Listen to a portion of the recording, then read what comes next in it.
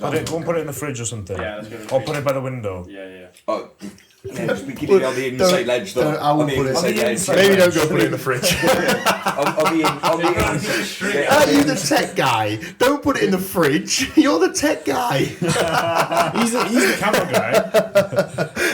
Oh yeah, put it in the freezer. Bloopers, yeah. Everyone loves a blooper. BTS. Put it in the fridge. Why not? It's great.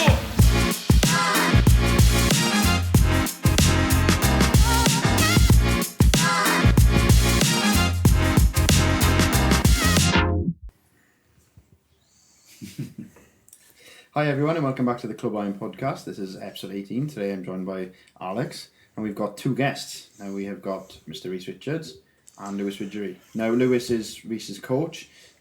He's also a competitor himself. He competed in the Two Bros MK Classic and he won Classic Physique overall and then went on to compete in the Amateur Olympia.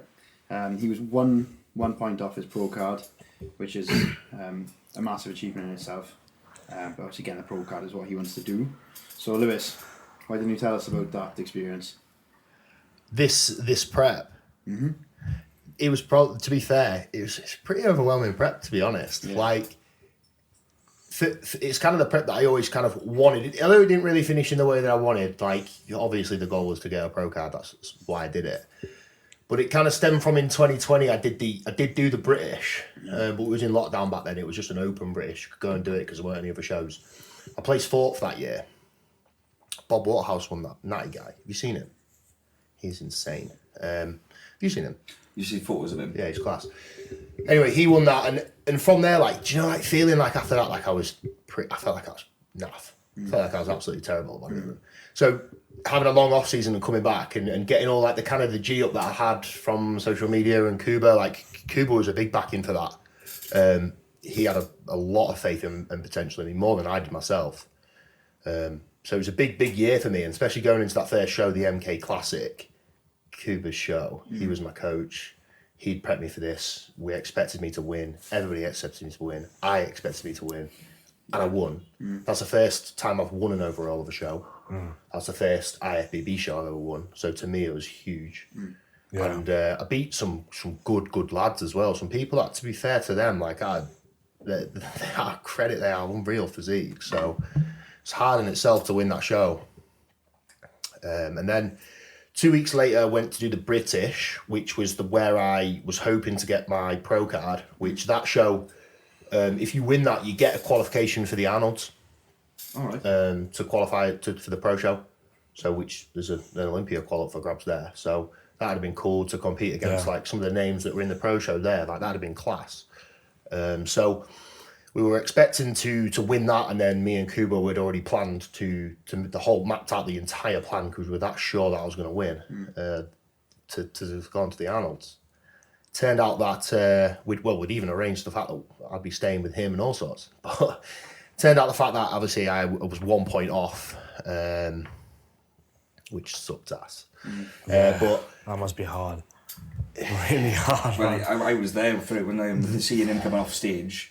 You know, you just that was probably like, although probably arguably speaking, probably the biggest achievement I had in bodybuilding. Yeah. Would you say? Yeah. Second of the yeah, well, yeah. Oh, I think so. Probably the shittest moment I've ever had in bodybuilding. Yeah. Because you could almost taste it, couldn't you? I was in tears for God knows how much of that day. It was awful. But yeah, like I said to you earlier, like I couldn't be like that for that day. But yeah, it was a bad day. And then we picked up after that. I had a bit of an issue with passport. I didn't have a passport. We managed to last minute get a passport. I'd booked all of the flights, the stay. I'd even got Rhys to pay money to come out to Romania. Hey, I was more than happy to. I was more than happy to. I mean, he put in the group chat saying obviously that he needed to go to Romania to compete at the Amateur Olympia, and that it'd probably be his final chance to get his pro card this season.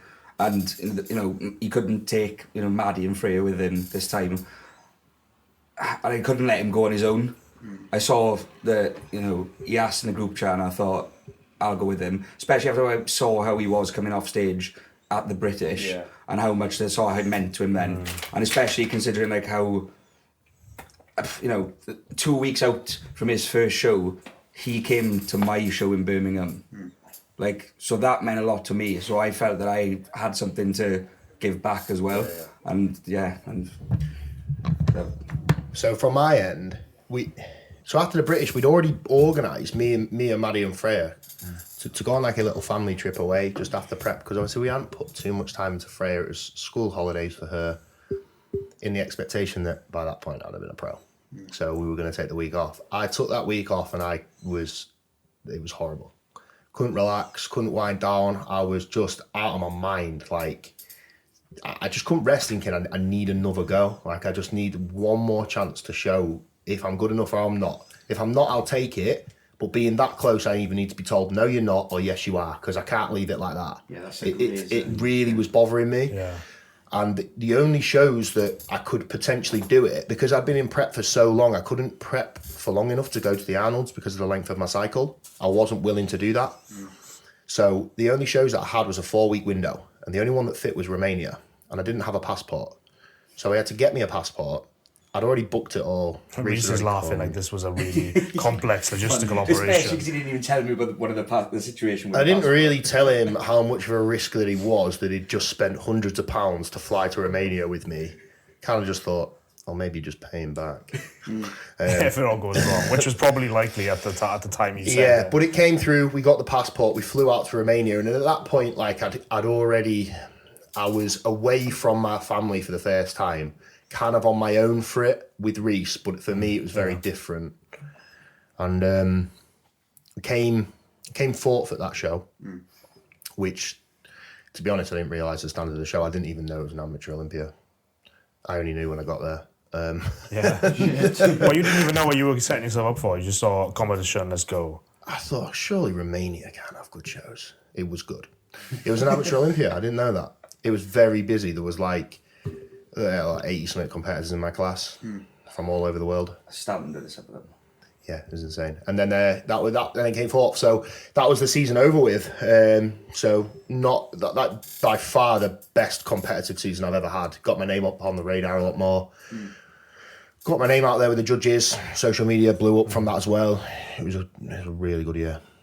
Yeah, because I remember looking at the Instagram photos. Actually, it was August time, wasn't it? The show was. I remember I saw your physique and I was like, shit, this guy. I knew who you were, but it didn't dawn on me how close you and Rhys were. I knew you were obviously close because we did the podcast with you, but I was like, I saw Rhys with you. I was thinking we weren't.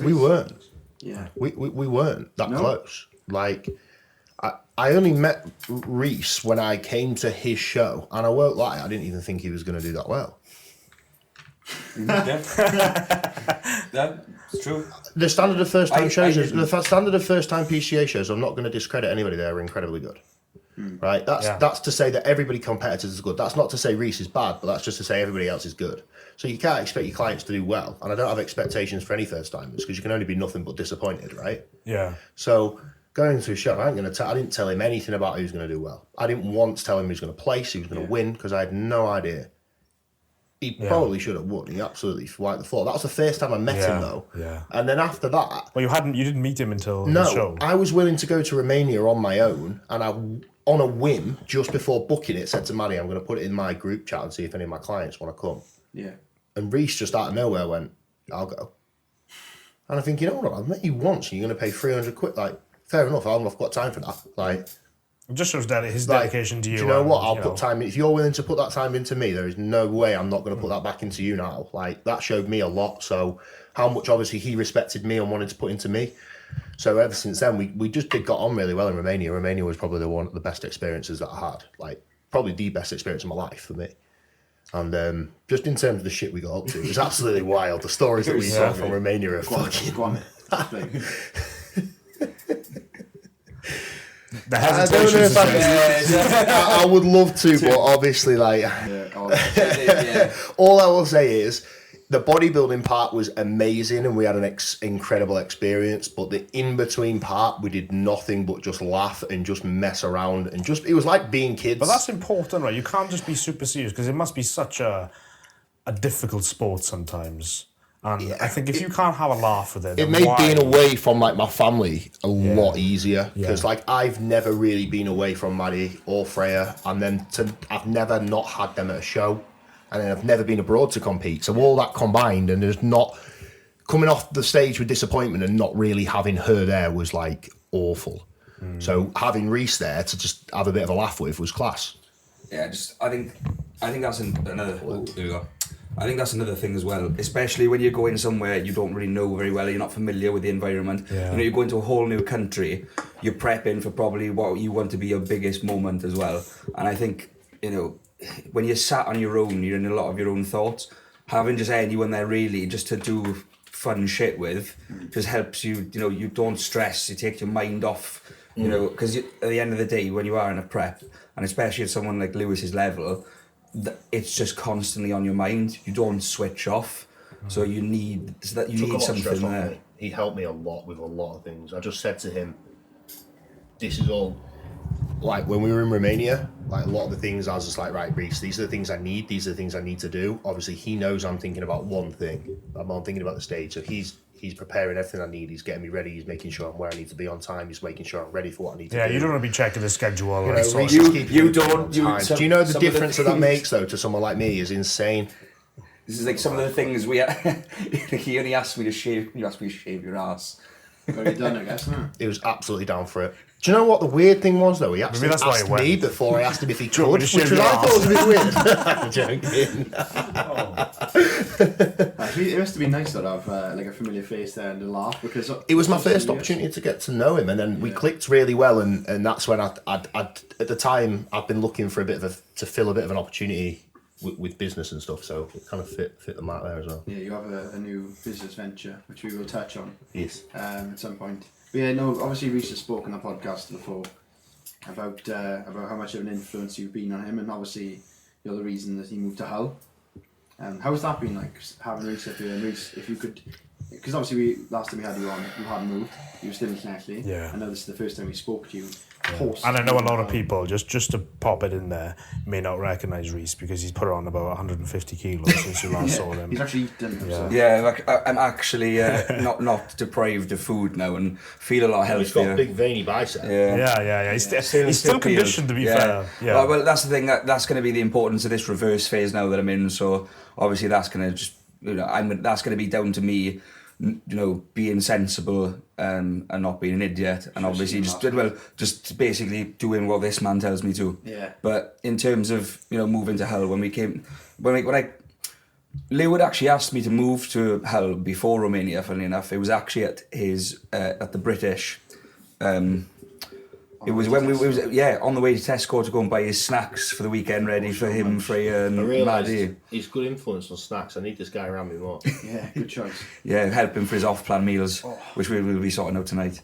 But yeah, so he'd already asked me to move to Hull, and when he'd mentioned the business opportunities, but he said, I want you to be close here. I think you'd be good to train. It was more the initial. It was more for my bodybuilding career, and my plan initially was, right, okay, yeah, I'll move to Hull. I'll go after Christmas. I'll have plenty of time to sort of build bases back up here with coaching and sort of, you know, make a name for myself and save up maybe to try and rent. And then when we got back from Romania, you said, you're not coming after Christmas. I want you here ASAP. Yeah, you would say saying that on the podcast, saying that you just said, right, get up to Hull. Yeah, and I saw an opportunity. Yeah. It was coming to around the October half-term time. And I just thought, fuck it. I'd signed up with a teaching agency up here. Yeah. We'd managed to get work the first week. I'd moved into accommodation. We won't get into that story because that's just a long story. Nothing that doesn't need to be opened. But anyway, so then I've been here for 8 weeks now. Yeah, it's been cool. And I could be honest, this has probably been the best thing for me. Is that necessary though? To have clients close to you, because that's not going to be possible all the time. So from my perspective, right, I know it seems weird. I know Hull's like, why Hull? And I get that. I agree. I only moved to Hull because I'm from Grimsby, and that's a pretty naff place to grow a fitness business. No. So I moved up to Hull, and obviously that's the only place where I have a lot of network, a lot of community. I know a lot of the guys in the industry. That's where I built my name. I built my business. So for me, I know how it works around here. I know what to do. Yeah.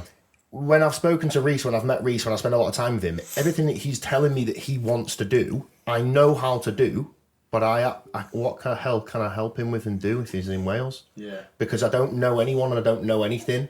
So if I'm closer to him, I can actually help him a little bit more. That's not necessarily with clients. It's just with Rhys in specifically because, he came to Romania and helped me. So I wanted to help him with everything I could with him, what he was telling me he wanted to achieve. But I can't really do that down there. So I just said it was not really a kind of thing like you need to move down to Hull now. It's kind of thing like that. If you genuinely want to do what you say you want to do, I can dedication. I can kind of only really help you if you kind of come down here because I can't do anything else otherwise. And then that was a case of him had to make a decision.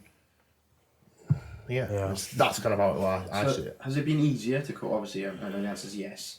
But to what extent has it been easier to coach Rhys ever since he moved? Probably not just because of the circumstances that we've had with his health. Yeah. But in terms of just having communication, it benefits me in terms of helping my training. It's always going to benefit the coach more if you get the opportunity to see them in person. You see everything that's going on. You also get an opportunity to get a better feel for what they're going through mentally, I think, because you spend a bit more time with them, which means you can give some good pointers and help them that side of things a little bit more and help them where they need it. I just think overall, in general, a more hands-on, eyes-on approach is always going to bring a better outcome. And I don't really think anyone would disagree with that. Yeah, because obviously the distance between you two is obviously quite long in Wales. You said off air that you had Clwb spy on him and updated you on that. Yeah. I wouldn't call it spy. Yeah. So what was that like, having the communication with Clwb and talking about Rhys? It was just kind of like somebody. So for me, I still wanted that kind of eyes-on approach. If I felt I could, because if there's an opportunity there for me to get somebody to give me a good perspective on somebody, I might as well take it. Now, he's kind of the only person I know and would trust. He's very good. He gives an honest opinion. You guys have vouched for that. So, of course he does, he did.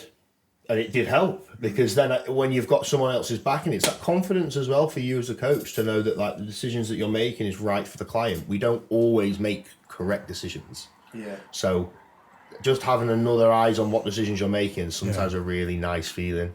Yeah. Especially when you're coaching a lot of clients and it takes a little bit of pressure off one of them. It's good. Yeah, it must be because you're in charge of, say if you have 30 clients, you're in charge of their body and their health. Yeah. So it must be quite a responsibility to coach someone. It can be, and it can become quite a big stress. Especially I found that, do you know what? After this season, and it's the first time I've experienced this, and it's something that I didn't even realise was a thing.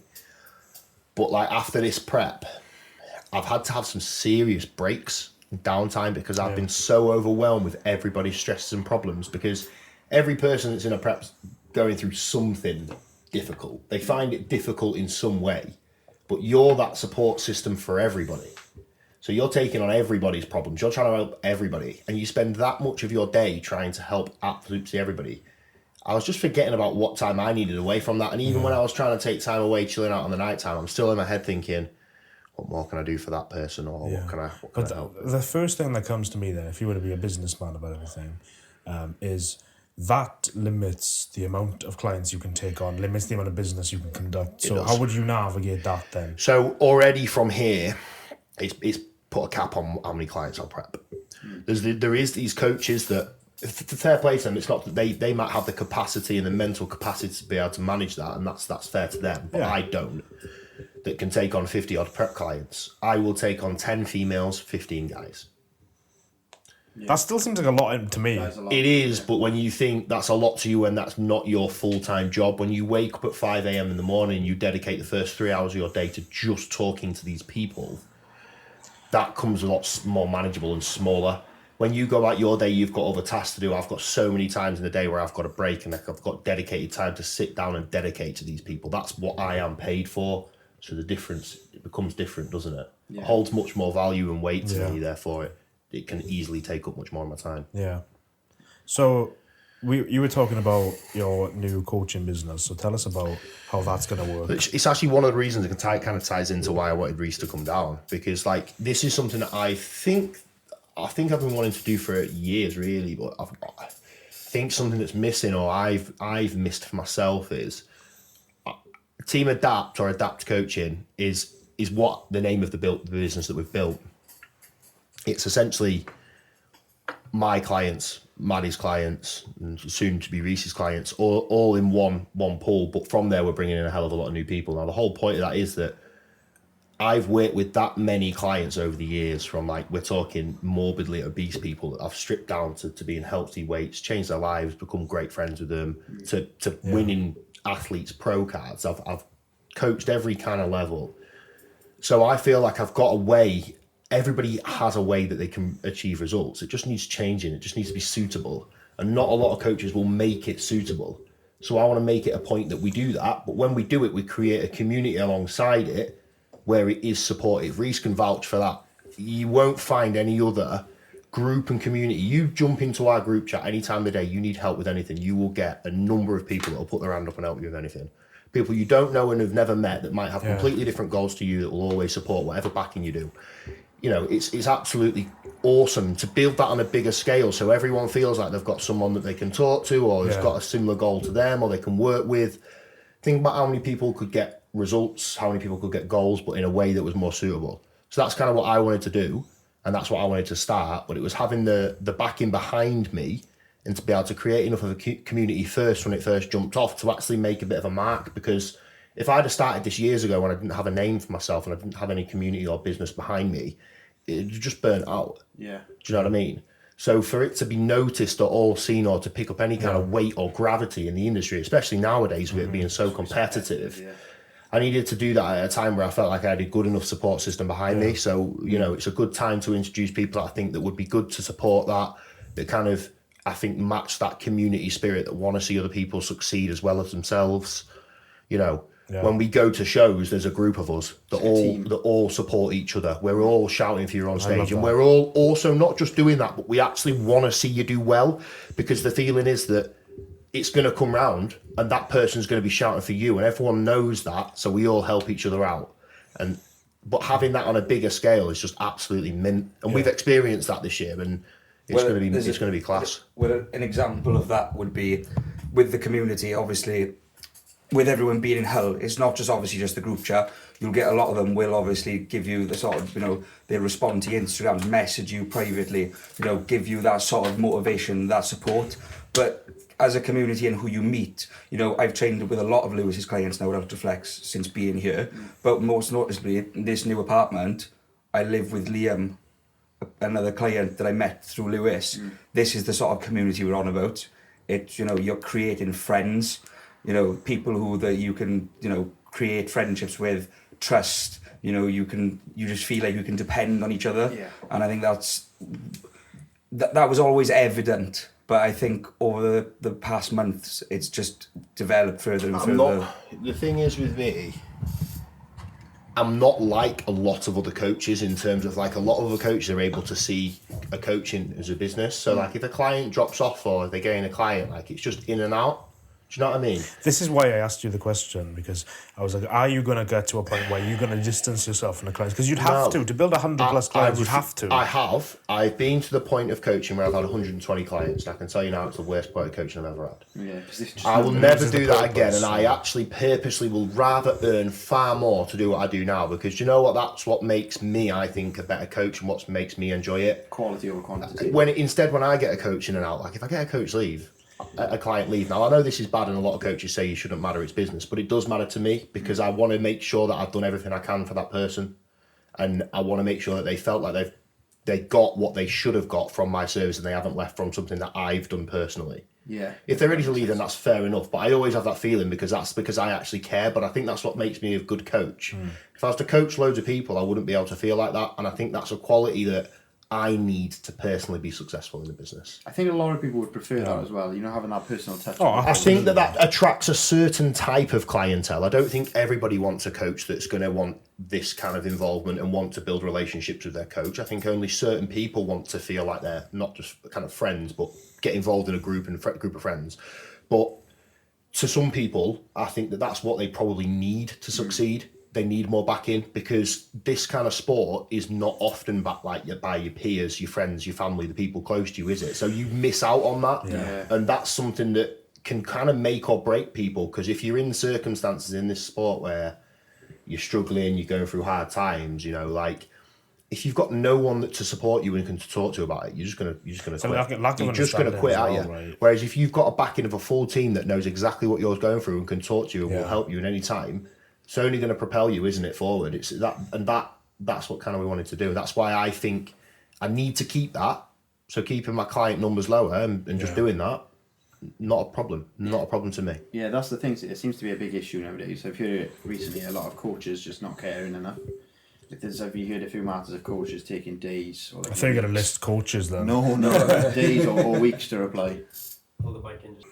Yeah, so I've heard a lot in the coaching industry these days, is like coaches being quite irresponsible, you know, not replying to messages, not instantly but relatively quickly, taking days to reply, weeks to reply. And in my head I'm thinking, if I was on prep and I was not struggling, but I was going through a hard time and my coach was taking days to reply to me, I'd start to go a bit nuts. So I know what you're talking about. We all know that goes on.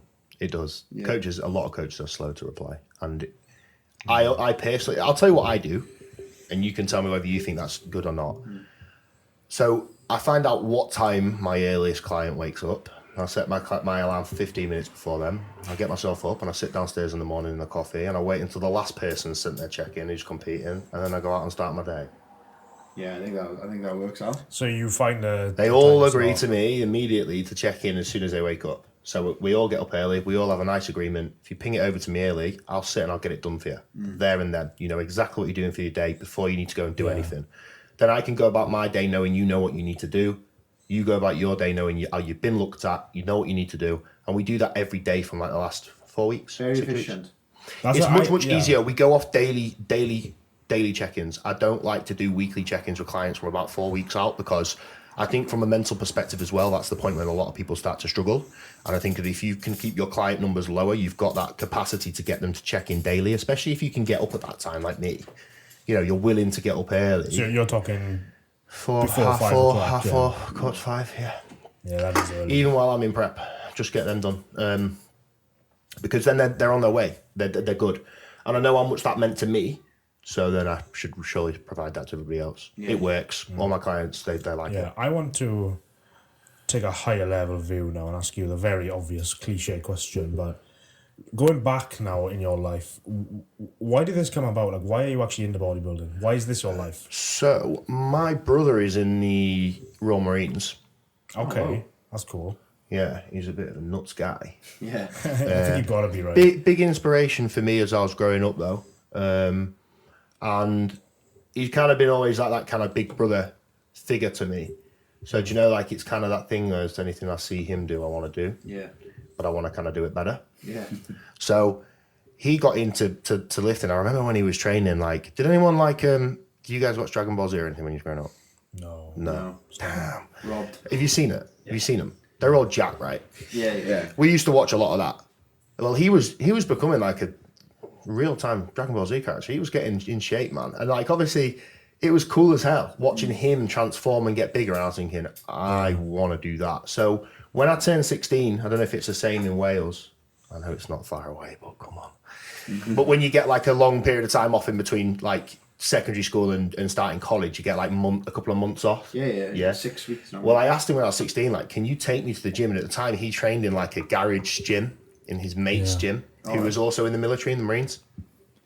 So, I mean, it wasn't necessarily bodybuilding because he used to make me run there and back, which was quite far away. Fitness sort of thing. Yeah, right? and he used to wear a backpack with bricks in it and an altitude mask. But, yeah, I don't know. That's the kind of guy he is.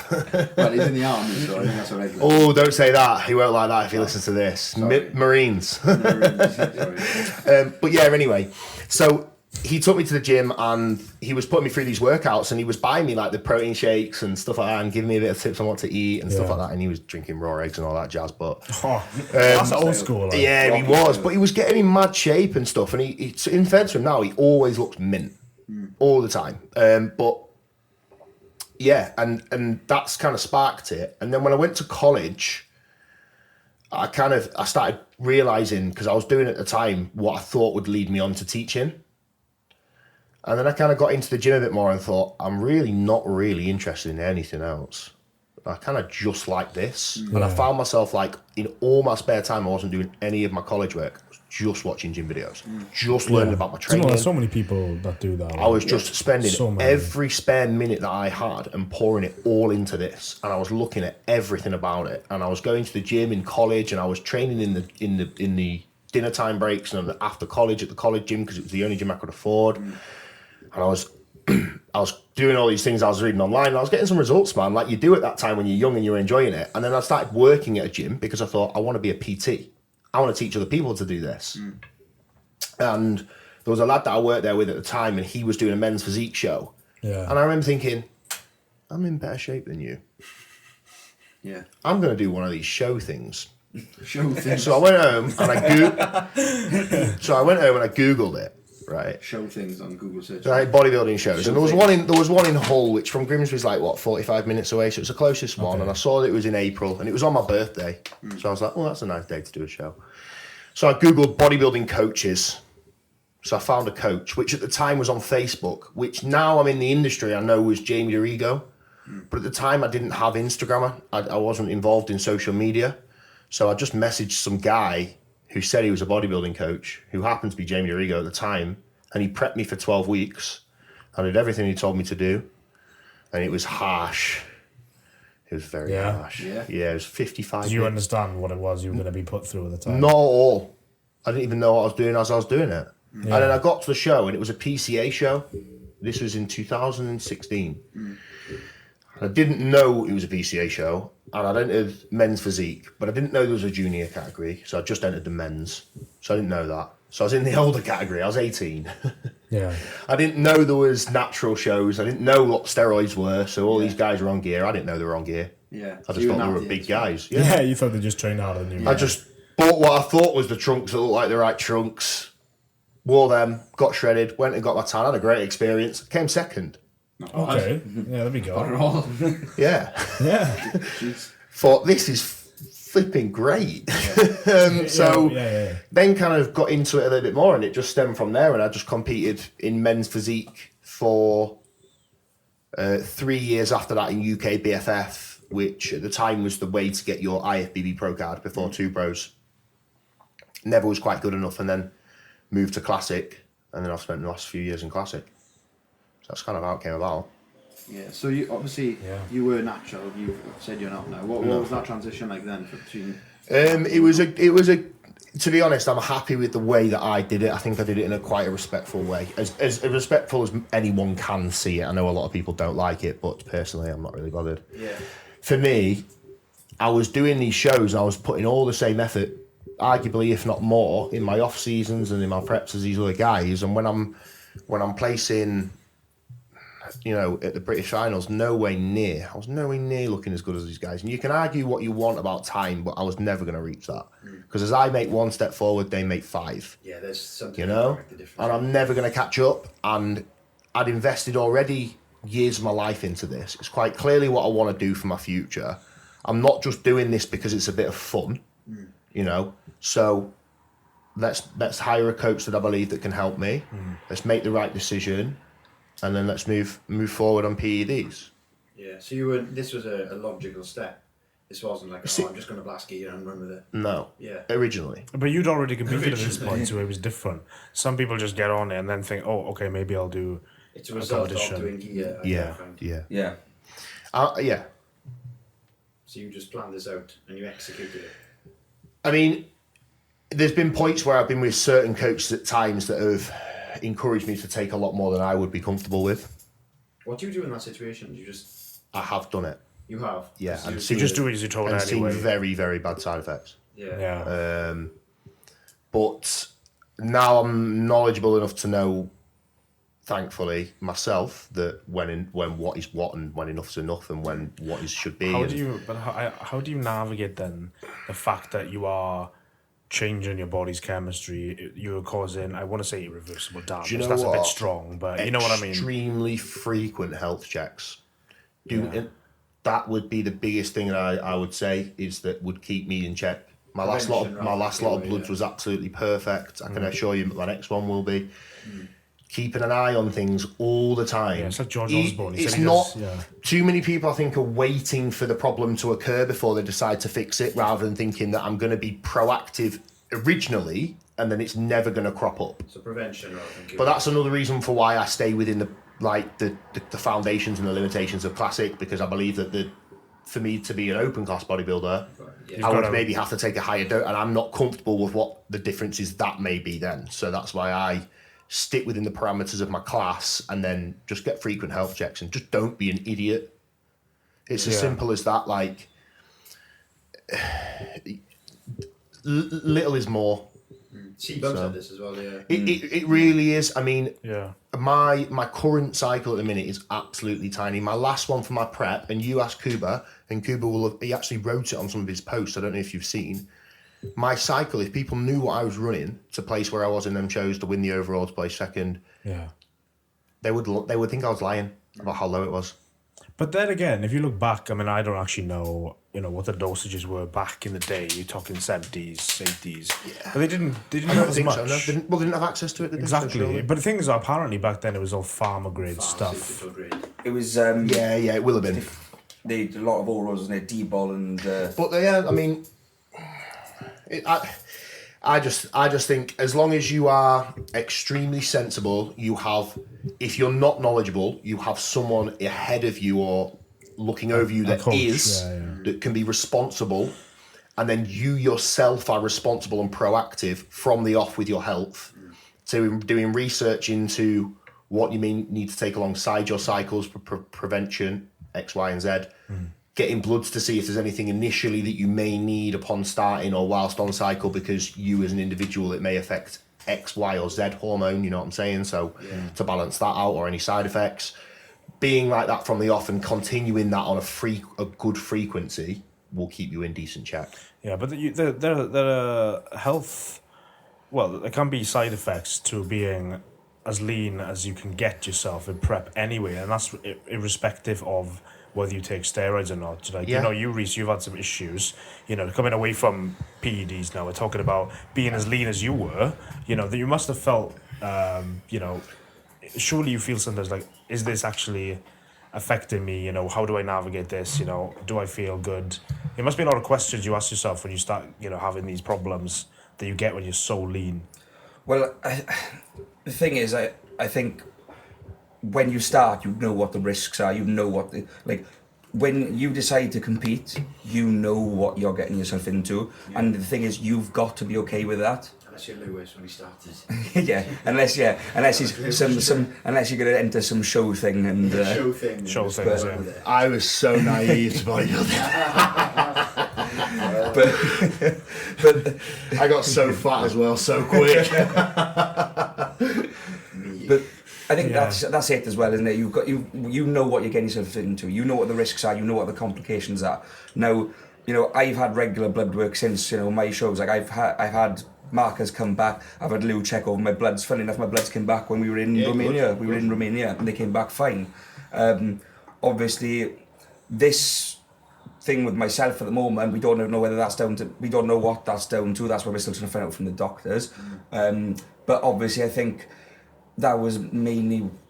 Lewis was very concerned for my health. Like he was. I was obviously concerned for my health. But I think because obviously me being in the prep, my head was in tunnel vision that I want to fucking compete. I want to get on that stage. I'd missed out on that doing it in front of my family and the British, and I thought 4 weeks would be that time to just go and get past it and maybe redeem myself. And it got to the point where, and this isn't just physical health, you're talking about mental health, because your hormones are all over the place. Estrogen levels are high, stress is high, and when you're seeing things go amazing and then things all of a sudden crash, it can affect you. And I think, but they said you know what you're getting yourself into, but it's having that support and having Lewis there that's made that difference. But it's a bit of a difficult one, really. We were speaking frequently, Rhys, when you were going through your illness, and you were very you felt like you were letting people down because you weren't competing. I was telling you, I was like, Rhys, you've got to put your health first. Like you've got to, obviously you can't push the limits too far, and there is a boundary between it. But I think you made the right decision with your comp, because I think if you could have caused yourself some proper damage, and I think it's good of Lewis to sort of call it, make a difficult decision for you. Well, it's actually he suggested that I make the call, but I think me being a little bit of a stubborn bastard that I am, you are, and I am, and I'll be honest, I don't. If someone tells me I can't do something, I don't like that. And if someone tells me, or if I think that if there is a percentile, if there's a percentage of an opportunity that I think I could do something, I will want to. But it was at that point then where it was just, I can't do it anymore. What I basically said to him was, it got to a point where I'd had enough data where I thought, do you know what? I don't really care if he gets better or not now, because there's enough negative data on his health for me to say that this ain't worth a show. So I basically just on the morning just told him fully straight. He'll tell you I will not bullshit my clients. I'll tell them exactly what I think at the time. So I messaged him that morning and said, I'm going to tell you now, if this was my decision, I would not let you compete. Now, this means way too much to you, to allow somebody else to probably make that for you, probably. Yeah. And you'll probably resent me if I make that for you. That could cause a bit of a... Yeah. So I'm going to tell you straight, this is what I think. And I said what basically you've all said about his health. And a show is not worth... It's not fuck all. If it was an Olympia and you were going for your Olympia and you were going to win, you know... But this is a PCA show down the road from us now. Come on. He wants to be in this sport for how long? Yeah. You know, how long does he want to be in it? Don't push the limits. Yeah. Stop. Look at the signs. Take the signs. Move on. Yeah? That's what I suggested to him. That's what I said I want to do. And I think after literally sitting on that for a couple of hours and realising that I'd said that to him, originally he said he wants to push on. Didn't say no more. I said, okay, here's what we do then. As if I would to support his decision like I always will. Yeah. And he came back to me a couple of hours later and said, nah, I ain't going to do it. And I thought, you've sat and thought about what I've said, because you know that I would not make that decision for you or tell you what I thought unless it was serious. Yeah. But, I mean, again, that just comes down to how highly I respect Lew and his opinion, because obviously I know that when he's prepped me through all of these shows, and the same as he does with every client, it's their health that comes first. Like, don't get me wrong, you know, we all want to do the best that we can, and we all want to get up on stage, and we all want to go and showcase all our hard work. But at the end of the day, it's like you said, health comes first. But I know that, you know, it is a no bullshit approach. He'll tell me straight if he's got something to say, he'll say it. I can appreciate people like that. Do you know, people who will not, because if you push through the show, it would look better on you because he would have competed. But you sacrificed that in order. But not depends. It depends not necessarily, because obviously, you know myself. I've been very vocal on social media about how I am with my body, and now say now if I did, but something went wrong further down the line. Can I just quickly put in? I know this is rude. Sorry, mate. Yeah. Do you know what I think the highlight to that is? Although whatever may make you seem better, it doesn't fucking make a difference what anyone else will think. Always make what the right call is for what your client is, regardless of however you're going to look. Yeah. When it's talking about someone's health, who gives a fuck? Make the call for them. You know and they know. That's all that matters. Yeah. So who cared? Because there would have been people who would have been selfish coaches and be like, you need to, you know, stop being a pussy. But like, they wouldn't have understood, because you have such a close relationship. You probably told things. We talk every day. Yeah. Even before I moved to Hull, we spoke every day. But it was tragic. Yeah. Obviously, he's a busy man. It's obvious you make time for each other a lot, because you know you've gone to move up here, and that's no small feat. And obviously you've moved up in Rhys to chase your objectives and really get after it. So how has that been? What's the change in environment done for you in Hull? Change in environment, mentality wise, I've never been more motivated. I think the thing is, for me, this made just the whole process of it, of moving here and being in a new environment, I've loved and I've thrived off it. And obviously I'm just very eager to just learn constantly. And to obviously back at home, like I said, I love all my friends back at home, love all my family. But because we're on different paths, you know, I'm going for this bodybuilding, they're all still at a point where they're all, you know, some of them have got families, some of them are going out drinking, all that sort of thing. Some of them will still be drinking when you're back there in a couple of years. Yeah, exactly. And they're not going to change. No. So you're not waiting for them to catch up with you, because you might as well just come to Hull, be with Lewis. It looks like you guys have had this conversation before. You know, we literally look at Iron and Flats yesterday. It'd probably change your life. Yeah. Don't start. I wouldn't tell you that if it was bullshit. I don't even think you're saying that lightly either. All you need to look at, if I was bullshitting about that, why would look at the people that have. Do you think they would have if it was not worth that? Yeah. You don't really need to ask that. Because Rhys will tell you. I mean, you've never been to Leslie, but I mean, the only reason we live in Hull is because it's selfish for me why Rhys lives here, because obviously we have Freya, so we can't move her too far away from Grimsby where her manor and stuff is. But it is close enough to go to Rotherham, so I thought it was a good kind of like junction. It's not far from Sheffield either, which is a nice place. Yeah. But honestly, boys, like if it is like something that you genuinely love and you do like this industry and you feel as though you want to do something within it, it is the hub. I can see these for a reason. That's not me to tell you to do something to do that. I'm just telling you. This is like Bodybuilding HQ up north. Then. Yeah. I'm not. That's not me telling you to move there. I'm just telling you a fact, and everyone will tell you the same. And anyone that's been there and that's been involved with them people will tell you the same. Like it's the place to be. Yeah. Change. The thing is, change can be a catalyst for success as well. You know, some of the big. Was for me. Sorry. It was for me. I believe. Like you, for example, you've recently changed coaches as well. Yes. You were coached by Kuba, who was a pro himself. I'll grab the mic for this one. And he owns Ultraflex Roll. The gym which we went to yesterday. Actually, what a gym, boys! What a gym! Yeah, the Ultraflex brand is off his class, but Ultraflex Roll for him was it was something. Yeah, intimidating. He's absolutely smashed it, hasn't he? Yeah. Yeah. But yeah, you were coached obviously by Kuba. Yeah, I haven't really spoken about this a lot. No? To be fair, no one knows. All right, so we're breaking some new ground. We are official podcast. Right, I'll get comfy. Do you want to get the catch? Breaking news headlines. I have left Kuba just recently, last few weeks. I'm now getting coached by Tom Hames, Evolution Training, on Instagram. I'm actually really enjoying that. Yeah. I'm happy with it. It's actually nothing. I mean, people are going to think there's a lot of drama. Why did you move from Kuba? I will outright say, because I've got nothing to go off yet, I've not worked with Tom for long enough, Kuba is probably, in my opinion, the best coach in the country. Right, so why have you left him then? Just for my own personal reasons, there are some things that I require at the moment with my own training and schedule that didn't allow with what Kuba would allow for me with my own. That was because I didn't suit him, not because anything wrong with his coaching. He couldn't accommodate your needs. That was not that he couldn't, more that I didn't suit what he thought would be best for me. Yeah. Because I didn't suit, that's my problem really. And the same with like timings and things like that in terms of when I wanted to compete and things like that that maybe didn't align with what he felt would be best for me. And I wanted someone that maybe was on the same track as me in terms of we're on the same page when I should get my pro card, what I should do, what my future should be, X, Y, and Z. And because they stopped aligning with Kuba's, that's nothing to do with Kuba as a coach himself. Originally I didn't want to leave Kuba as a coach. You know, I'd still, it changes absolutely nothing between me and Kuba, and I'm sure Kuba would hopefully say the same.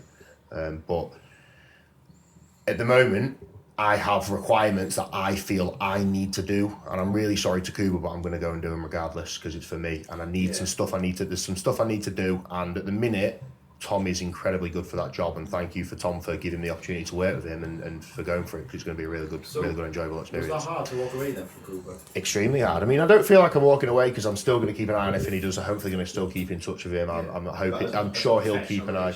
Yeah, it was, because I feel like I am made by Kuba. I would attribute a hell of a lot of what I have successfully done in bodybuilding or achieved to Kuba. Yeah, I'll give him credit for a lot of it. Well, he's a fantastic bodybuilder in his own right, and honestly, I know him very well on a lot of levels, like quite personally. And do you know what? He's a really good man. He's a really kind man. He's got a lot of time for you, and if you give a lot to him, he will give so much back to you. Yeah. You can hear, like, I've got nothing bad to say about him. I couldn't say anything bad about him. Yeah. I really like Kuba. Yeah, I know. No, I love Kuba, but it's just because at the minute, I'll tell you, it's my selfish reasons. I've got some shit I need to go and do for myself, and there's some stuff I need to do, like with my family, and have some time for them that didn't align with maybe Kuba. So it was more personal than your professional career. Yes. I would have thought maybe if you had said no, that's not what the right thing is to do. That's like if I was thinking, if Rhys said I don't want to do this. Put it this way: I tried his way after prep for 8 weeks to see if it would work because I didn't want to leave, and it wasn't working. Yeah. So I needed to make a change, otherwise I was going to start hating bodybuilding. And that's not Kuba's fault, that's my fault for not fitting that anymore. Do you know what I mean? Yeah. So I needed to make a change so that I could get that back and start focusing on what I need to. Yeah, so you've obviously got you mentioned you have things you want to accomplish. Yeah. And so speaking specifically within the bodybuilding aspect of this, obviously I know some of them are personal reasons. So what are these things you want to accomplish with Tom? So, for me, do you know, like being what I was saying earlier about being 1 point off? I've still got that itch. Yeah. You kind of got to scratch it. Of course. And with being in classic and having the parameters of the weight, I can only be 100 kilo. I'm at the weight limit. I can't really do a full off season until I've grown further than that. Yeah. So for me to turn pro, I get an extra 5 kilo. So as soon as I turn pro, I can start progressing even further. Yeah. So I want to turn pro as soon as I possibly can, so that I can progress within bodybuilding more, and I can get bigger and better, and I can just build a better physique for myself. So the goals with Tom are basically we're going to wait until the first regionals announced, jump into that, win that, and then hopefully from there look at whatever pro qualifier is in whatever country, and hopefully go and do that and see. Aside from Romania, I'm scarred for life. Let's not go back there. Yeah, what a scary place. Everyone stay away from Romania if you're looking for a pro card. We'll have to get another tattoo. Unless you want to go see Andrew Tate, but we won't get into that. But we had a conversation, obviously, before we started recording earlier, and you were talking about the pro league and the dangers of you turning pro too early. And you said you don't want to be a big fish in a small pond, which is something I respect. I think you like this as well. Yeah, you were be a talking small about fish. being one of the better amateurs, but that wasn't what you really wanted to hear. I was basically saying, like, do you know when I'm placing at all these like pro qualifiers and I'm getting these second places? Like, reality is, how many people are above me in the amateur league? I know that sounds like an arrogant thing to say. I don't mean that in a big-headed way, but I mean, because I've respectably, I could maybe say, and people would agree that I've worked my way up to that. You've earned it, though. Hopefully, not in an arrogant way. Saying it with and I just think that with me working my way up from that, there's nowhere further for me to grow. Look at how much better than me the pros are. I'll hold my hands up and say they'd wipe the floor with me on stage, right? And I want to chase that, but at the moment I can't chase that because there's no one else for me to chase. Yeah. Really, I need to be chasing someone or something, and then when I'm not really able to do that, that's a sticking point, and that's where I really struggle. So do you need competition then? I don't need competition. I need something very, very big to feel like I can work towards it. Otherwise, if I'm not kind of on that escalation up on something, either in the middle I feel lost. Yeah. I need something that I know I'm going towards at all times.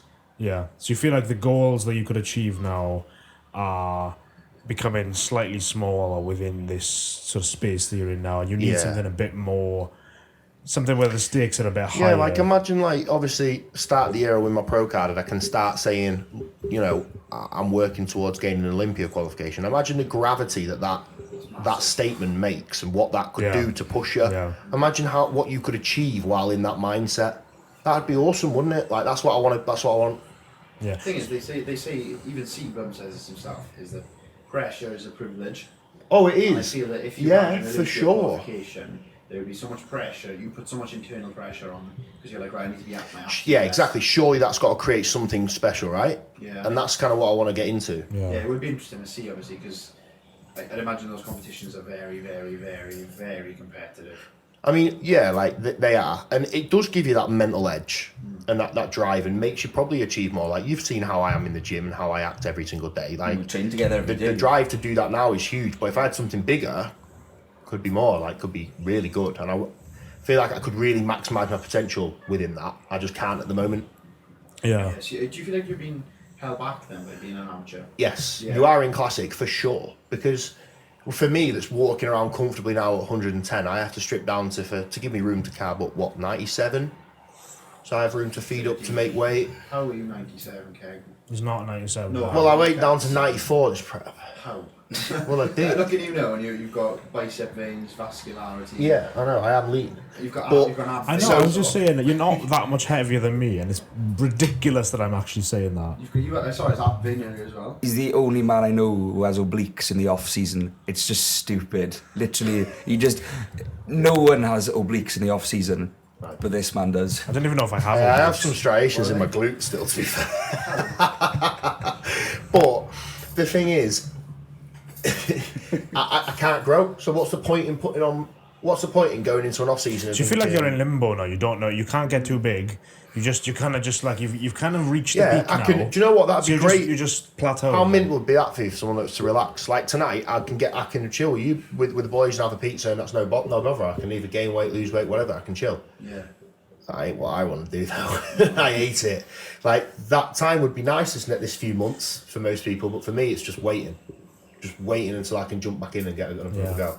While we were just speaking about the pressure aspect of bodybuilding, the mindset, this is a question for both of you. What lessons do you think, or what have you taken from bodybuilding that has sort of built you in terms of your character? Because there must be so many character building moments in bodybuilding and moments where emotions are high and you've got to really battle through. So what are the lessons you can sort of take into your life that you've learned from competitive bodybuilding?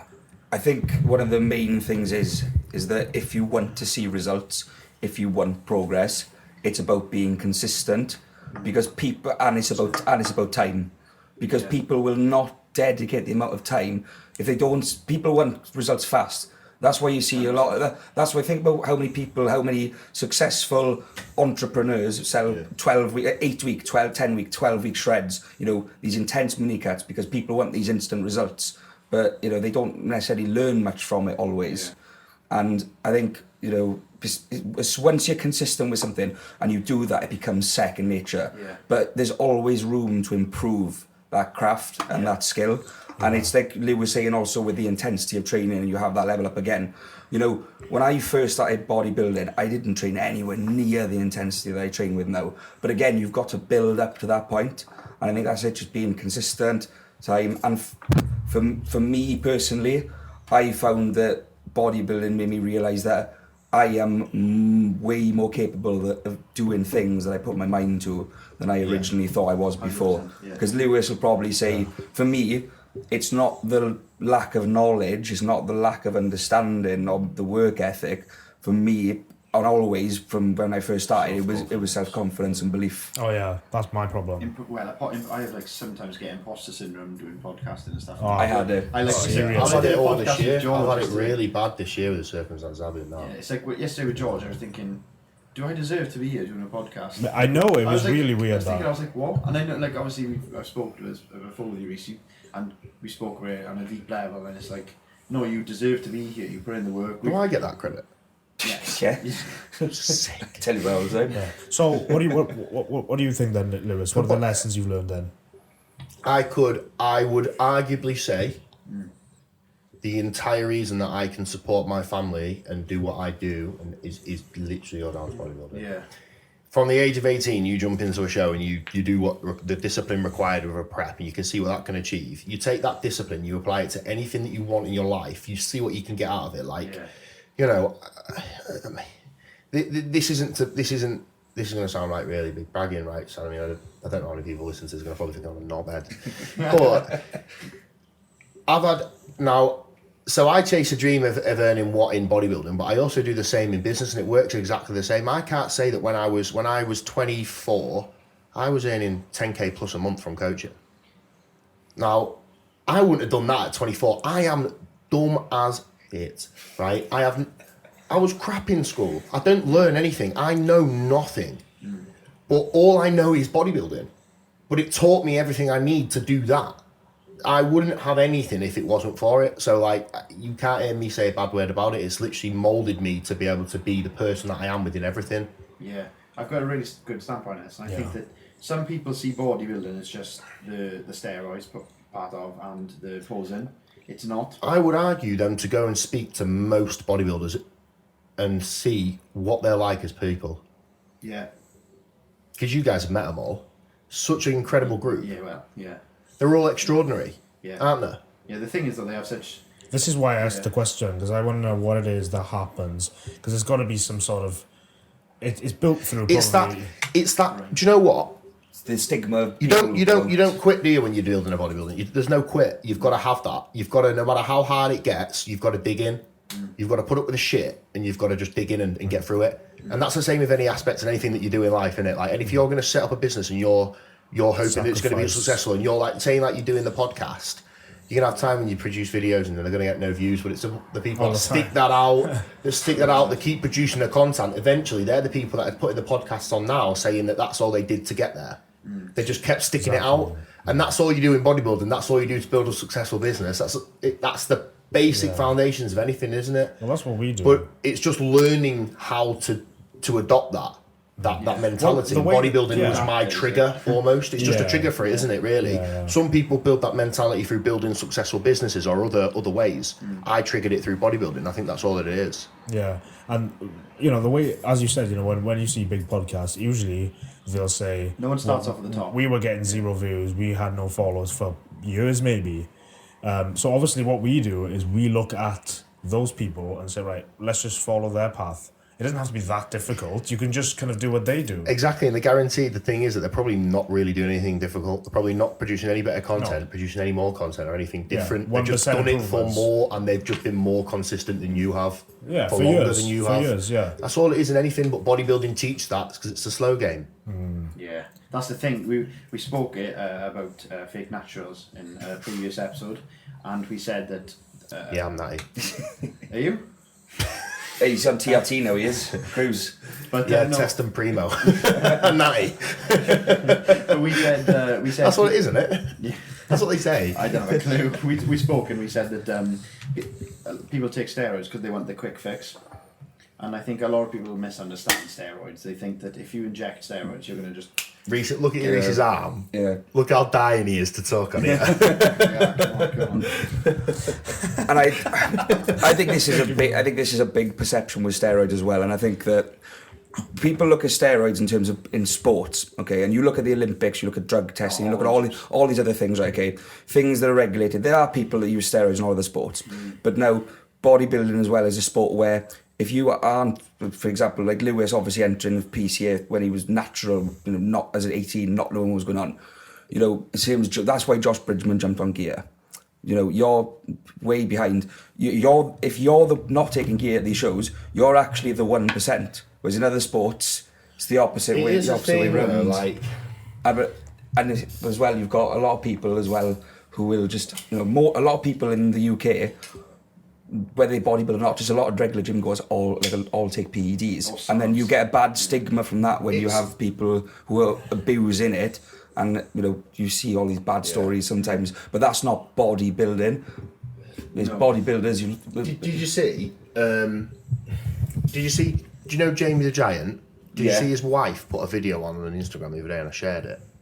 About steroids. No, I didn't see that. They're real, and basically it was saying about like the Giant. It's something I've experienced a lot. Like if I'm in public, I know I'm not huge, but I probably stand out in a public place. Well, you said maybe you were in school with your daughter there all the time. So yeah. Yeah. Picking the kids up from Do school. you know how many comments I get in public about like roids, gear, he's on steroids, negative stigma around it? What they don't realise is that like how careful I am with everything. I'm not Dave that goes down the pub with his mates to pull birds on a weekend. Like I'm taking this to try to actually be better in a competitive sport. I'm not trying to impress anybody. Mm-hmm. Do you know what I mean? It's just for myself. So when I'm in these places, I'm getting all these negative comments because immediately, if you look at me, I am probably going to fit a negative image. I would say nowadays. Yeah. But the same people who are completely slating But then if you come to talk to me, I could guarantee you I will never say anything nasty to you. I would always be polite. I'm always friendly. Like I can testify. It is frustrating as hell. It is frustrating as hell just because of steroids. Yeah. Well, this is actually a question. So, what do you think? So, if I was to give you this perspective, Step brothers. If I was to give you this perspective, right? Okay. So you've got a bodybuilder who uses PEDs. Yeah. Now, eats whole foods, super clean, gets bloods done regularly, takes all his health supplements and vitamins, does cardio, trains, exercises regularly. You've got your general person in the public. Then maybe you get some people who go a bit nuts, go out on weekends, do all sorts of drugs, drink, fags, smoking, sniffing lines of cocaine. This is what I was about to say now. The people who are going to slate, and they're the ones for the. But I get the comments in public, but not they don't. I do. Yeah. I get the negativity. Yeah. They're fine. Go on, Rhys, what was your question? That was it. No, what looks worse there from that perspective? Well, they'll turn around and tell you that you're ruining and destroying your body. Yeah, but you were the one. You were the ones making sure. When you're lean, you've got to check your bloods and everything. And when you're on PEDs, you've got to make sure that you're looking after yourself. Are these people going down the pub on a Friday, smoking fags, drinking beers, making sure that their health is in check? No. You're the one being careful. George Osborne was talking about this. He does his blood pressure every morning. Yeah. It's a bit over the top, but he's looking after his body. With Kuba, he had to do it twice a day and take his blood glucose 3 times a day. People call you narcissistic for doing all of that. Do you know, like eating vitamins, steroids? That's all they'll say. That's all it is, isn't it? There's never anything that's more to say about it but steroids, because steroids is just a negative word. So just say steroids. It's not just steroids though. People think that you just inject X, Y, and Z, and then you look like I hate taking steroids. I hate injecting. It's horrible. Really? It's not a very nice experience at all. I put it off all the time. I absolutely hate it. I cannot wait till I can start taking them. It's not a nice thing. I'm taking what's necessary, I believe. Yeah. To get to where I need to be. So what makes it so unpleasant? Is it just the feeling of doing it? Is it or? I think mentally, because of the stigma, part of doing that, whilst you're doing it, you feel a little bit frowned upon. It's like, ugh. Yeah.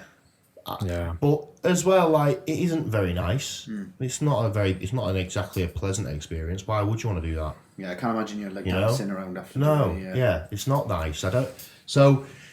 I can understand why it'd be frowned upon, but why do people assume that we are like drug addicts? Yeah. Do you know what I mean? Yeah. We're almost put in the same category. Yeah. Drug addicts, absolutely obsessed with their health, because I am. And that's the difference. Crack addict, I bet you I get similar negativity. Yeah, the thing is though, you're taking steroids in order to improve your life. We spoke to George Osborne yesterday, and he was saying that part of his mindset behind taking steroids was the fact that he wanted to improve, because he feels that a lot of people after taking steroids will improve their life, because they'll be able to go further in a competitive scenario. They look better for brands. Would my business be where it is today if I wasn't? That's literally what George said. If I wasn't taking steroids today, would my business be where it is today? Would people hire me as much of a coach as they do now? Would I gain the clients that I do to prep for the shows that I do? It is an image thing, isn't it? No, it's not just I don't think I would at all. Your knowledge would be the same. It would. Arguably, I'd be exactly the same coach. Yeah. But it's all about perception. But then, from a client's perspective, he doesn't want to take steroids. What if I want to go enhanced? There's one thing. Yes. Yeah. I mean, at least I've been through the experiences and stuff. Yeah. Did you want to jump in, Rhys? I think that was where you're going to say, look at, in a business perspective as well. That's where you look at fake natties as well. Fake natties is in terms of people who say they don't use PEDs or don't use anything. But it's the stigma, it's the look. People will, let's be honest, you get a lot of maybe Hollywood actors and celebrities who will be using PEDs. But because they've got sponsorship deals. Every sport, everyone in professional sport is. Yeah, but because they've got sponsorship deals. I reckon I would argue that majority of people in majority of professional sports have used some kind of enhancement. I think it's a case of not taking steroids, but some kind of enhancements to help their performance in most sports. Yeah, why wouldn't you? I believe that they are. I don't believe that the human body can push to the capacity that they do and have the recovery capabilities that we need and be able to perform like it does. I think surely there must be something going on that gives them the edge. I'm not saying that's taking steroids, but people are always trying to enhance us and make us better. So it happens in everywhere. It's just frowned upon because we talk about it in bodybuilding and we're more open. Shouldn't there be like just a steroid league then? Do you know what I mean? So it is essentially just, it is. That's how it is. The IFBB is a But if there was a steroid league, the natural league... I'm on about sports, not... But if that was the case, the natural leagues in sports, people would be lying about it then. Because it's a natural league now, people are on steroids. So what would happen then is there would be people enhanced who can beat people who are natural. You always get people... Well, people get caught out, Well, we spoke to George actually about this yesterday, and he said that he saw some guy in an expo, and he asked him if he was enhanced. And he said, you said he was, and then he saw him at the show 2 weeks later. No. He said he hadn't taken steroids for 4 years, which was not the required time which you were allowed to. Exactly. Yeah. So that's technically. Yeah, it is, because if I stopped taking steroids now, 4 years time, if I still trained, I'd still look like I was. Yeah. Yeah, I just struggle to grasp the gravity of the situation with steroids, because obviously it's a massive step. Yeah, it is. There's a lot of decisions behind it, because obviously, even if you do take it to to like any kind of degree, there's always going to be risks. Like I know I can't preach it still, although I'm not saying negative things about it. I'll never say positive things about it either. I'm in the middle, because even if you take the tiniest dosages and you take every precaution possible, it could still absolutely fuck you up. Yeah, so Still dangerous, and it has to be a big decision. You have to weigh it.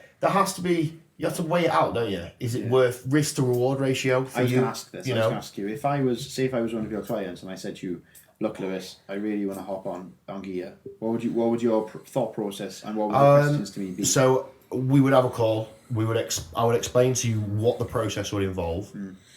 If that don't put you off, my job would be to put you off. Really? Yeah. So you essentially don't want like people to take steroids. If I'm going to tell you everything that's wrong with taking steroids and you still tell me that you want to do it, then you're going to take them. So I'll guide you. Yeah, so we're going to do it anyway. We might as well do it on your guidance. If I tell you everything that's wrong with steroids and you turn around to me and tell me I don't want to take it, you weren't ready to take them in the first place. Yeah.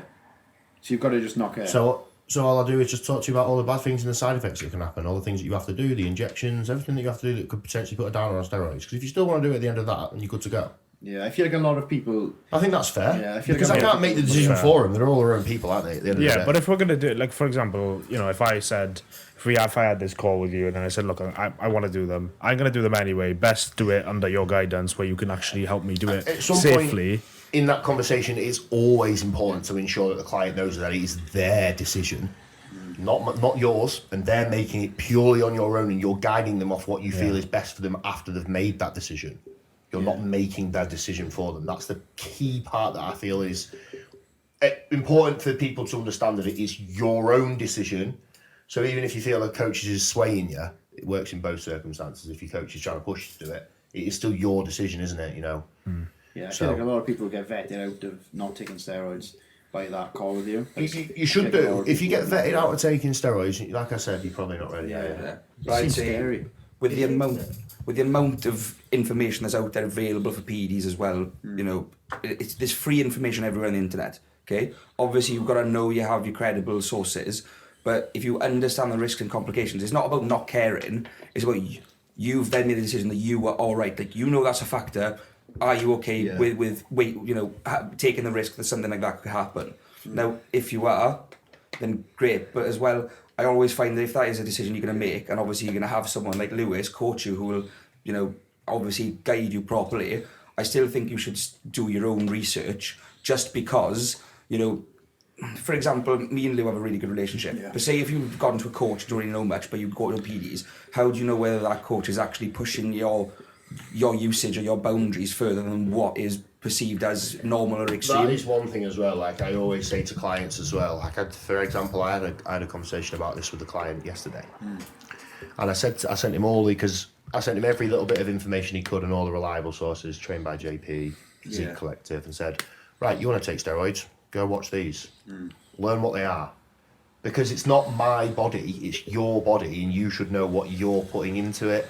So I also send them off to learn what it is they're putting into it. Yeah. Because then again, if for their own sake I ever make a call that might be questionable, they will also know that it is. And they, in their right, should, because it's their own body. Exactly, Yeah, so they understand that, and I think that's fair. Yeah, because there's a certain sort of responsibility that comes with taking steroids. It's not just jabbing. It's a lot more, like you said, blood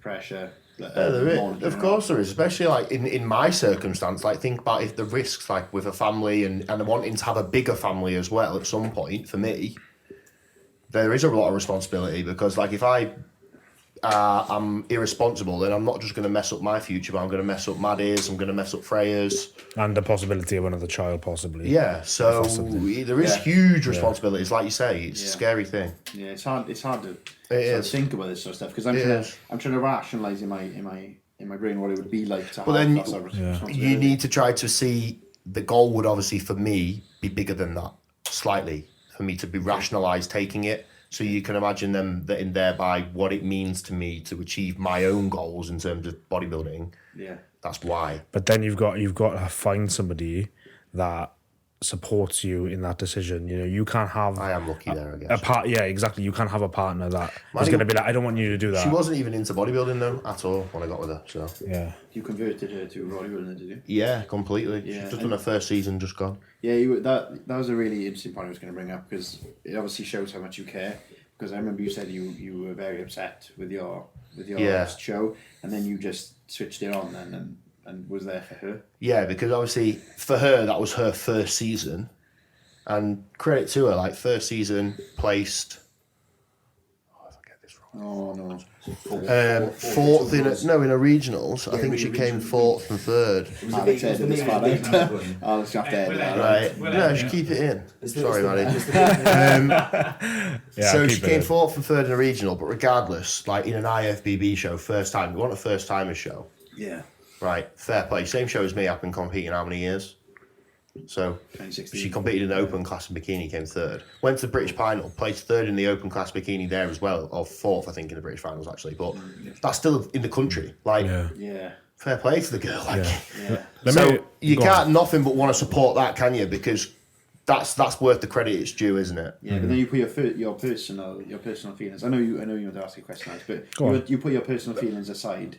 And obviously you mentioned you were upset. I don't know if you want to speak Yeah, about that. but that's... You said you were upset, and then you said, right, I need to switch on and be there. Well, that's because obviously I was gutted. That was my absolute dream. That meant everything to me that day. But I've also seen everything she's put into that. So when I've been the only person to witness that hard work, I've got way too much respect for her to allow her to ruin her experience just because of my own behaviour. When I have control of that ultimately, you know, I can sort myself out and be supportive instead and have a good outcome.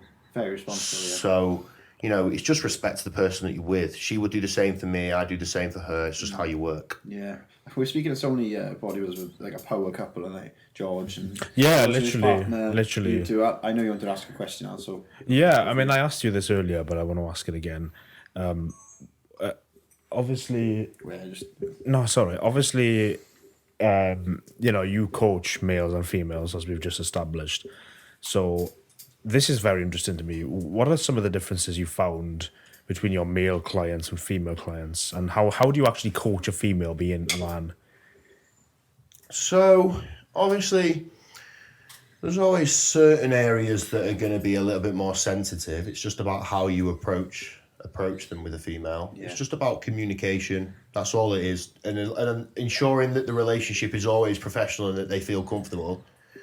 So just building a good relationship with them. And I find that female clients are a hell of a lot easier. So really? Yeah, their adherence seems to be higher. Shout out to you girls. Unfortunately, guys are just not as... In general, I mean, a lot of guys I coach are sound, but... I just find that girls, just their work ethic, you can push them hard as well, man. They don't complain. Yeah, like you drop. I don't even know. They're just absolute weapons. The girls that compete. They're just even if it's just the ones that I've coached that I don't know. But Rhys is not. I feel Lewis. Yeah, he's practicing posing. He's doing like his bikini posing earlier. No, but I feel the thing is as well. You've got like a lot. You know, if you go back, like obviously a few years ago, like obviously. Men and a lot of people associate as like a dominant species, and I think that but that's what they used to back in the day. But I think that obviously the empowerment of women, they show that they work a lot. You know, a lot of women go into a lot of industries now in terms of like the future ways, engineering, stuff like that, medicine, hard grafting jobs. And I think that a lot of them just want to prove that they're it's the same with football. When we watch women's football, they don't fall and roll around on the ground as much as men. They get on with it. They get up and get on because they want to show that they're resilient. Maybe that's a part of it. But this is what I mean. I feel as well. I suppose I think it's just that they want to show that they are literally just as hardworking, do just anything that a man can do. And I'm not saying that's the case for all of them, but I find that there is that maybe subconscious feeling that could be with a lot not of necessarily. females. I mean, I don't know what it is, but I doubt it's that they want to prove something not to men. Not to men in general.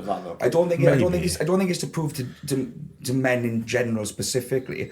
I just think that now that obviously the movement of female power and everything, that sort of stuff has just been increased a lot more, or to feel a lot more confident, to feel a lot more safe, to feel all of this in life. And I find that because they do want to show that they're strong, because they are. Do you know what I mean? There is always going to be a lot more as well. Like there has to be a lot more thought that goes into prepping a female than a male because of hormones. Yes. Males are pretty lucky. You can run them into the ground. You can do what you need to do. You can get the fat off. Hormones generally bounce back. Females is not the same. You know, you have to be cautious. They have to have a long enough period of time. They have to have a good structure in place afterwards, sort of reverse wise. Yeah. So there's a lot more thought and care that needs to go into a female as well. So. Yeah. Because obviously we spoke to a female competitor today, and I can imagine obviously they have like a menstrual cycle as well, and I can imagine that being quite. She said she didn't have her period for months. Yeah, they lose their periods obviously when they're getting leaner. Obviously, what happens is that as you're dropping down in body fat, the body's obviously prioritising specific hormones. When it's getting extremely lean, that's not its priority anymore. So it starts to sort of take less care of the hormones that it maybe doesn't need that are less vital. Yeah. You know? So you won't produce period anymore. The whole reproductive system just it's basically the same for males as well. You know, I mean, your sex drive, Let's not talk about that. It was not. It's pretty easy, obviously, when you're in prep with your missus. I didn't make it a problem, but it just. And you're a single man in Sheffield, Rhys. Fine, yeah, fine. Let's just say first prep about 6 weeks out, nothing seemed to work. No. What's the worst sort of moment you've had in your prep then, Lewis? Because obviously you've got through it, but has there been a moment where you thought, fuck this? Do you know what? It was probably like, I remember one. It was between the MK and the British. So this was recently. And in this prep maybe, and I don't know. It's that day. I was on really low food. That day, my energy was just terrible. I had an awful day, just mentally, just awful. My head was killing, and I just felt overwhelmed. I remember just sitting for about an hour on the toilet in the bathroom, just in tears, thinking, "This is shit. Yeah, this is absolutely shit. Why am I doing this? I feel like I'm gonna," but I can't feel like this because of the goal that I want to achieve and the pressure that I've got to do it, and I don't want to let everybody down. So it made it worse. So like I just felt at that time you couldn't just give up. I just had a kind of bit of a weak moment, and that was pretty bad. This prep, that was a pretty awful time. Yeah, but I can imagine it's hard. Yeah. Generally speaking, I prefer preps. So why is that? I like the little bubble that you get into, and like the outside world kind of just seems to like dissipate, and you kind of are able to ignore it, aren't you? And you're in your own little world, and the only things that are going on and matter to you are like what's going on around you, and it's kind of nice. You kind of get no background noise. You're focused. You get loads done. Your actual mental clarity and focus is extreme, and I find that I absolutely thrive in that scenario. And unfortunately, that's where it becomes selfish. You know, that environment for me is just like the prime environment for me to just succeed. So I just feel when everything is on point, every part of my day is on point as it needs to be. So am I. Do you know what I mean? And I think that's where that environment is just. Even though I've never done a prep, I felt that being that broad room. I don't know if you feel that, Alex. Because they're all in that's how it is. I literally feel as if I've been. I feel like I was in an office, a workspace. Yeah. It was a workspace. People were doing their jobs and working hard at it. And we were tourists in their workspace. Yeah. That's how it felt. Yeah. As somebody who isn't competitive, who isn't a bodybuilder, I'm somebody who enjoys training because it makes me feel good. And there were people in there killing themselves for their life. This transfers over to like a conversation that I had to Rhys about like when I trained the other day about what that gravity is for me. It's something that he experienced for the first time recently with me, didn't you? In terms of like, in fact, I'll let you talk about it. So which one? This from the session the other day, was this when we had the conversation about the phone box? Not about that, but just in general about like what I meant about like training. So sorry, I had a row for taking too many videos as training sessions and trying to make reels. We don't. That's not happening in off season. There's a phone box coming out and just like in terms of for me, Rhys wasn't like quite aware. Do you know, like when he goes in the gym at home, obviously he was a little bit, obviously quite clearly less serious training. This is no offence to you, Rhys. Oh, no, of course. But he'd be able to go on his phone between sets, have a laugh with people, go and chit chat, do all this. When I'm in the gym, it's business. I'm going to fucking destroy my next set. And that's all that I think about the entire time. That's what I like. I don't like people talking about anything else in the gym. When we're doing all this, I said to Rhys, it's fine, but you're now training with me, and my goals are to get to the Olympia. So if you're not, they're too big. If I'm working, I'll come in and do it another time. But this is my time. So and getting used to that. But then that transfers over as well. So since we had obviously I still trained hard. Like I still trained hard and I'd push myself to failure. But it was mainly just maybe letting certain things distract me and maybe take my focus off of things. And I think obviously there was moments probably I was just thinking I probably could have focused more on training. Do you know? Because for me, I think I look at Lewis as like, you know, someone, he's teaching me, so I'm the one learning from him. So in my head, I didn't think, oh, I'm watching his sets or pushing him through it because this guy trains harder than me, he knows more than me, whatever. But you still want that, you need that extra from someone in that sessions. And I think since we had that conversation, since we've had that conversation, it's been completely different. My session's been mint, yeah. And this is what we want to transfer off into his prep, into my off season, is that every session we go in there and we just absolutely hammer it. If you're with a training partner, like although you've got your own goals, it should be the same for both of you, that their goals are now your goals, so push them through that shit. But if you train on your own, if you train on your own, your training partners are the people that are training around you. And I tell you what, I have not trained as hard as I have today and yesterday. Honestly, I don't think I've ever trained that hard before. Imagine that every day, though. Do you know what I mean? You can imagine when you feel it, you understand it, you'd know why you want to be in that environment. I've never understood when bodybuilders talk about the fact that it literally consumes your life, whether it's for better or worse. That is your life. I've never understood how you create this bubble, but now that I've gone to Ultraflex and Rotherwell, it has its positives, it has its negatives though. Because if you put me in a scenario full of normal people, and you try and have a conversation with me, I'll probably bore you to death because you'll think, do you do nothing else?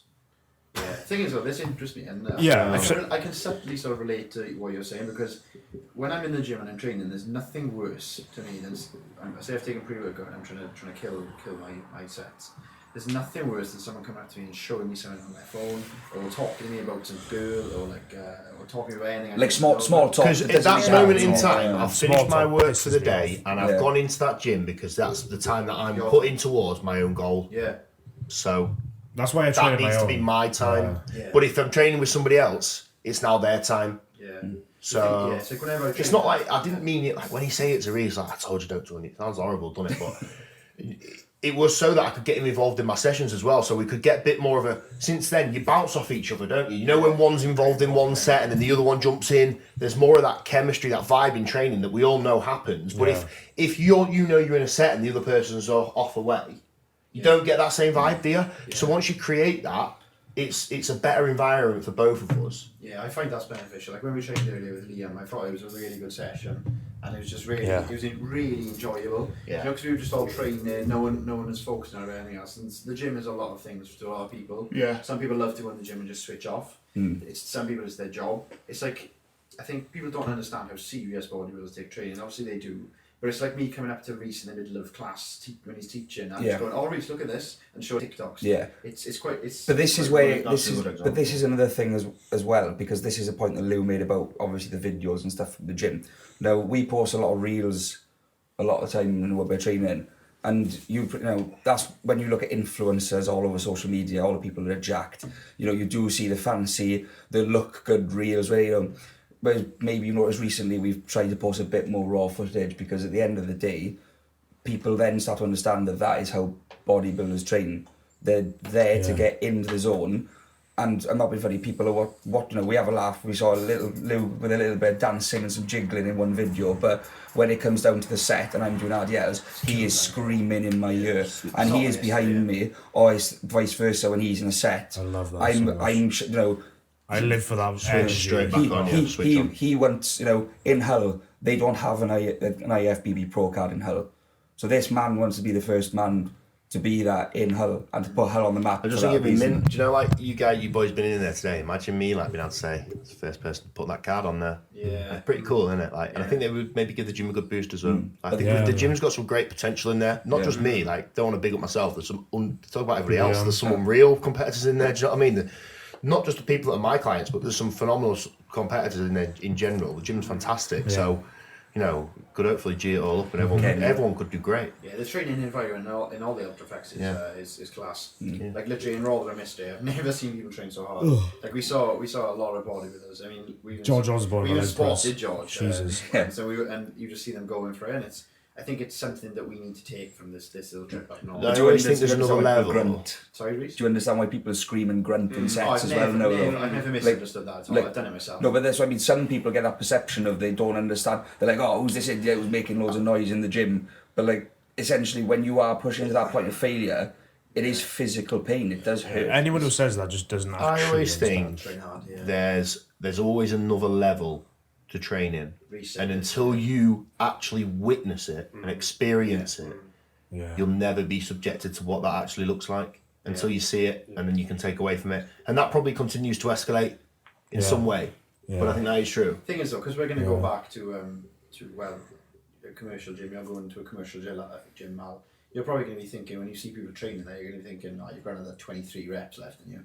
I don't watch other people training because firstly I have a coach, I have a powerlifting program, I'm competing in January. I train very, very, very differently to other people. I squat, then I do some lat pull downs, some adductors. Everything's not to failure because it's completely different to a bodybuilding session. But I'm doing squats and I'm done. I'm doing 3 reps, RP6, next set. It's very regimented like that, similar to bodybuilding in the fact, but I don't go to failure. But that's what I love about what you said though. There is that you go into the gym and you don't care about what that other person is doing over there. Agreed there. You go into the gym and the only thing you care about is going in and doing your session. That's why I said to Matthew, it doesn't matter where I am because I say that. I mean, when I'm in Rotherham, Ultraflex Rotherham, that's different. However, it doesn't really matter where I am. If I have a program, I have Antoine says I want you to do 162.5, and I want you to back off 15%.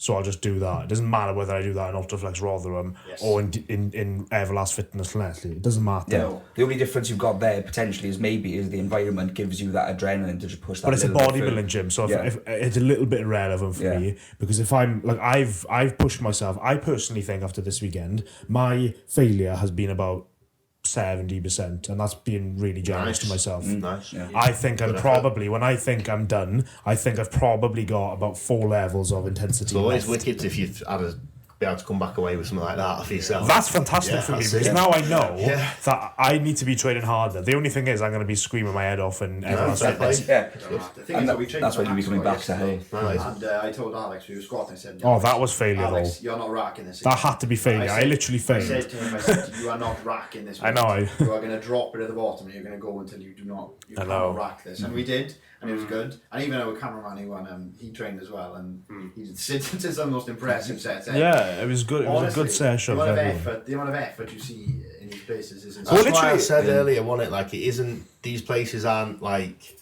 people don't care what stage your physique is, what goal you have.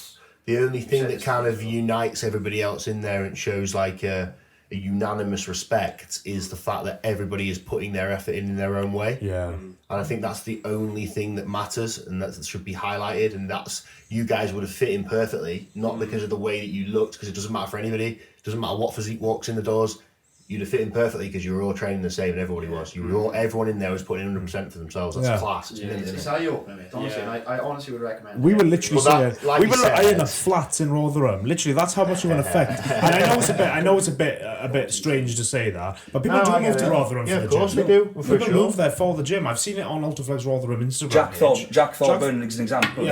Jack Thorburn decided to move from Wales because he wanted to be in an environment where he thought it would be more beneficial for him. He knew that was Rotherham because obviously he was close with AJ Morris and with George Osborne, so that's what he did. And he made the better move that he thought was best for him because he thought that was the environment that he would thrive in. Because you already know, you surround yourself, when I've come here now, I've surrounded myself with people who are way ahead of me, who are more advanced, who I look up to, and I am like, I want to be where they are. So if I want to be where they are, I need to be in a very similar environment. So like you said, how motivated or how much of an experience has this been for you, being in Rotherham and then being in Hull, going to 2 different Ultraflexes in comparison to what we've got back in Tenelli. You just get a different perspective. It's easy for me to say it doesn't matter where I am, but I don't think I have I'm going to call it minerals. I don't think I have the minerals to actually train as hard as I would in Ultraflex Rotherham that I would in Everlast Fitness just because I can just zone out. Yeah, I don't the think it's people. possible.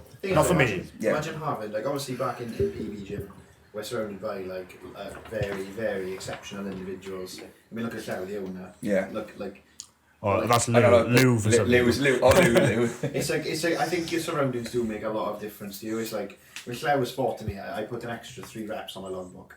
And I think that's all to do with the psychology of the surroundings. Yeah, people have a huge difference to your environment. People are part of it, aren't they? Yeah, and it's like, imagine if you had a bad day, or like not a bad day, but you were just thinking, you know what, I can't be arsed, and you walk in and you see Kuba and James the Giant training hard, you're gonna think, oh right, okay, I've got to do this. Do you know what That's I the mean? thing, see, and the nerves that I had for the leg session yesterday, because I knew that I would have to hold myself to a higher standard, because I had no choice but to at least... 1, 2, 3, 4.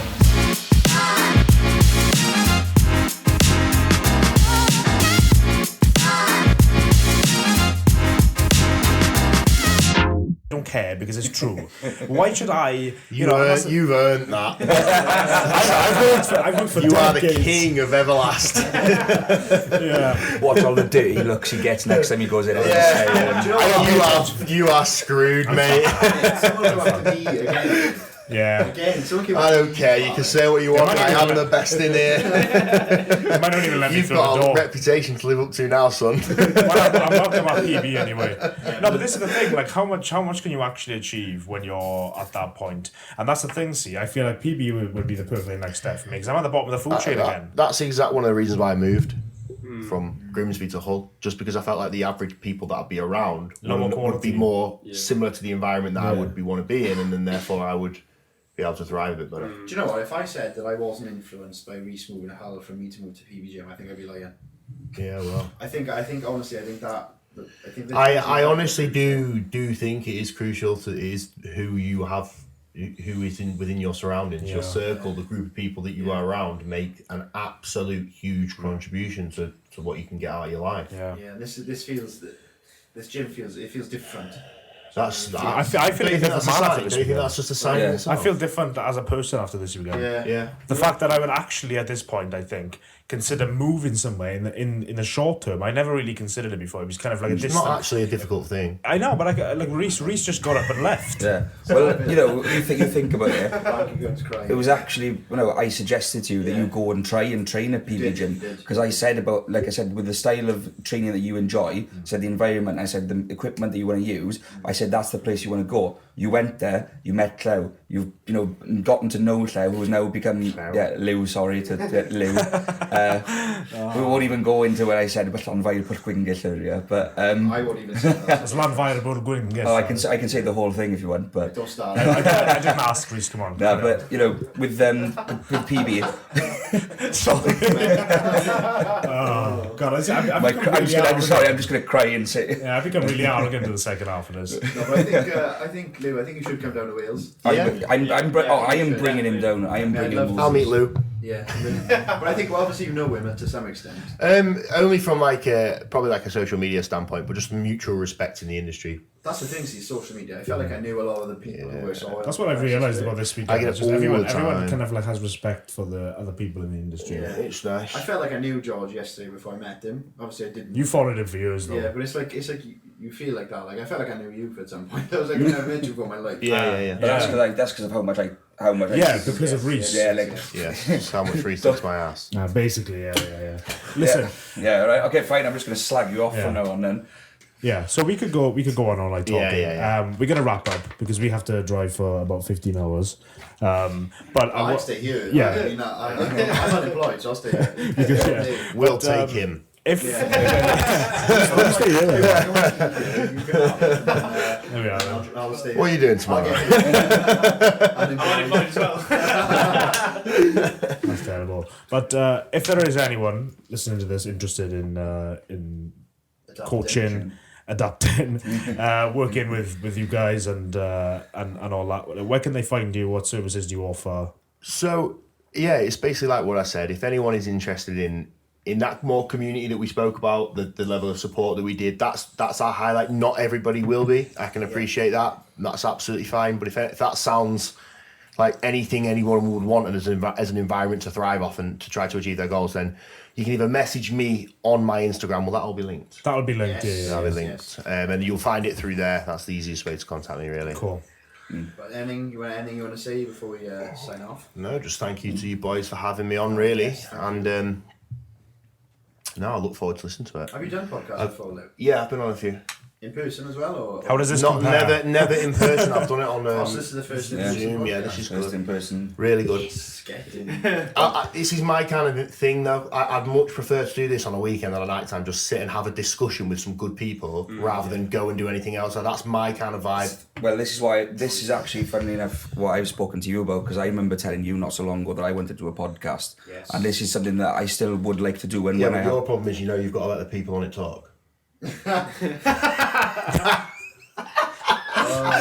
Rhys not doing this. That's on camera, that. Yeah, this is what I mean. This guy just bullies me. Yeah, literally, using my flats to bullies me. But why are we going to do that? I can't even remember. So with what I that was said, saying. guys, thank you for watching. It's been a pleasure. Thank you, Rhys Richards. Thank you, Lewis Widgery. Thank you to Matthew, my assistant, and Oh, shut up. Thank you, boys. yeah. So we'll thanks for listening, guys, and watching. We'll see you guys in the next episode. Thank you. 1, 2,